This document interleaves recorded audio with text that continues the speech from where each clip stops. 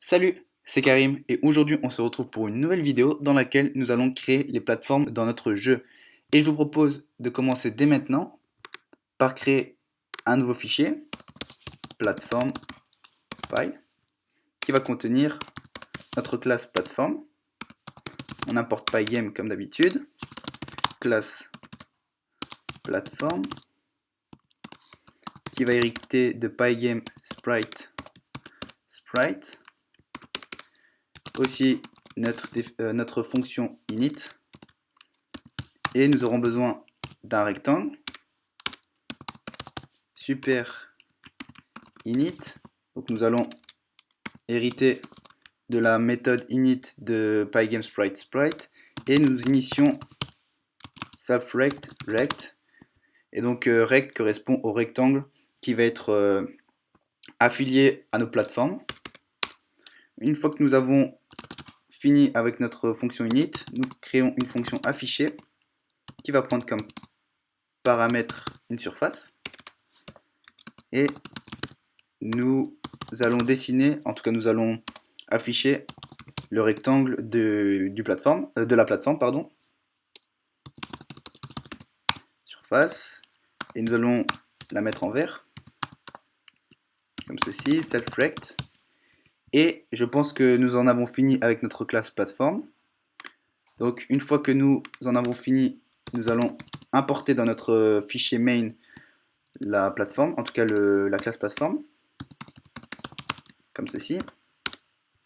Une fois que nous avons réalisé ceci, on retourne dans notre classe, en tout cas dans notre fonction init de notre classe jeu, la classe plateforme. Maintenant, nous allons initier les variables qui vont avoir un rapport avec les plateformes. Donc self platform group qui va être égal à group. Et donc group, c'est un contenant qui va permettre de stocker tous les objets sprite. Et ces objets sprite vont correspondre aux instances de la classe plateforme. Maintenant, nous allons initier une liste de rectangles, comme ceci, list platform list rect, qui va être une liste composée de plusieurs rectangles. Et donc, ces trois rectangles vont être affiliés aux trois plateformes que nous allons créer pour notre jeu. Et une fois que nous avons réalisé ceci, nous retournons dans notre boucle principale et nous allons itérer pour rectangle dans self platform list rect, et pour chaque rectangle nous allons créer une instance de plateforme projectile, c'est pas projectile, c'est plateforme,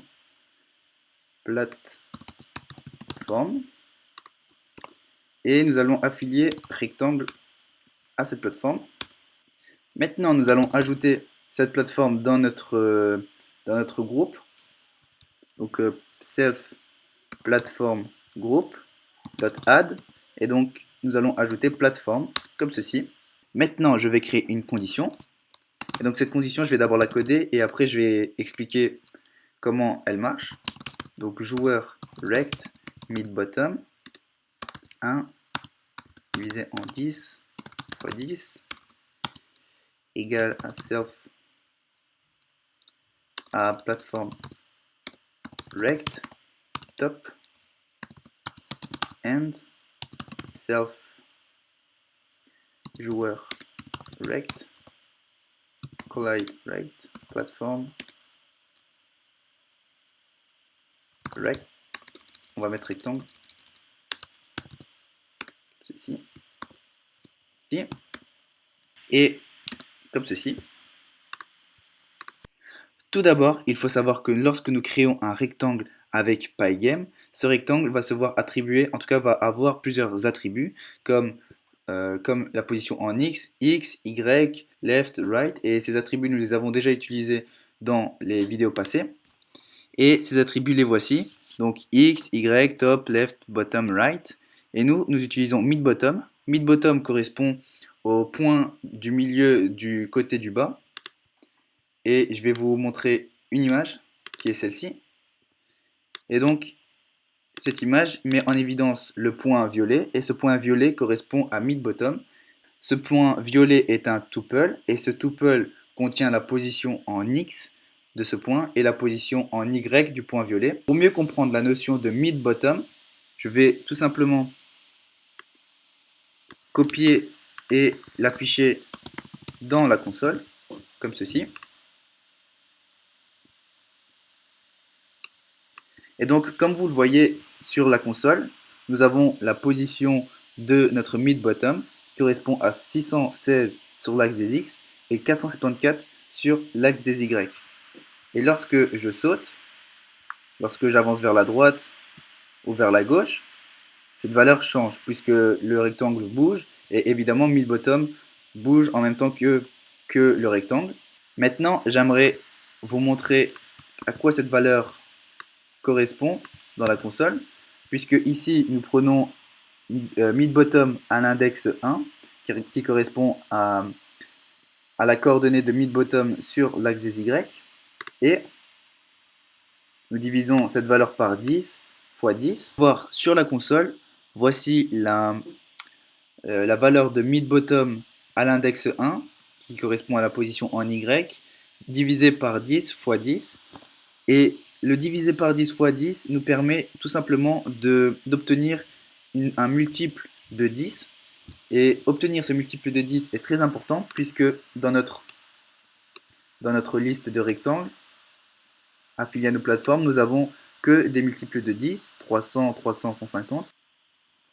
Et de ce fait, si cette partie de code correspond au côté du haut du rectangle de notre plateforme, et si il y a une collision entre le rectangle de notre joueur et le rectangle de la plateforme, alors nous allons faire quelque chose. Et ce quelque chose, ça va être de créer, en tout cas de réassigner la valeur de résistance à 0, moins 10.